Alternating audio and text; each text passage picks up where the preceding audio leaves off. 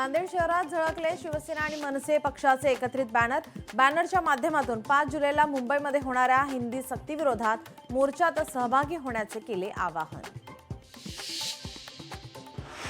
मुंबईत भाजपा घेणार वॉर्ड निहाय आढावा। मुंबई पालिका निवडणूक संचालन समितीची घोषणा। एकूण 27 सदस्यांकडे जबाबदारी। 11वी प्रवेशाची पहिली गुणवत्ता यादी जाहीर। शिक्षण संचालनालयाकडून पहिली यादी जाहीर। 30 जूनला जाहीर होणार होती यादी। 7 जुलैपर्यंत प्रवेश निश्चित करावा लागणार। बुलढाणा जिल्ह्यामध्ये पावसामुळे शेतकऱ्यांचं नुकसान। प्रतापराव जाधवांनी शेतजमिनीची केली पाहणी। शेतकऱ्यांना आधार देत नुकसानीचे तात्काळ पंचनामे करण्याचे प्रशासनाला दिले निर्देश।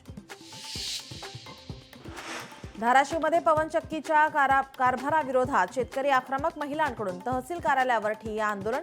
तहसीलदारांकडून काम बंदचे आदेश। पवनचक्कीची कामे 5 दिवसांसाठी बंद। भंडाऱ्यात जोरदार पावसाची बॅटिंग। मुसळधार पावसामुळे वातावरणात गारवा। समाधानकारक पाऊस पडल्याने शेतीच्या कामांना वेग।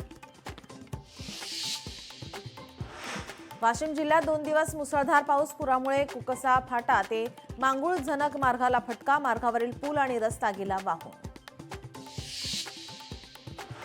बीड जिल्ह्यातील जिल्हा परिषदेच्या शाळेतील विद्यार्थ्यांच्या संख्येमध्ये घट। 4 वर्षात पटसंख्या 37,000 घटली।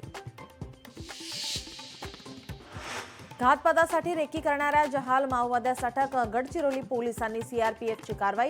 अंकल उर्फ मुन्नू सुलगे पल्लो याला अटक। अंकल याच्यावर होते 6 लाखांचे इनाम।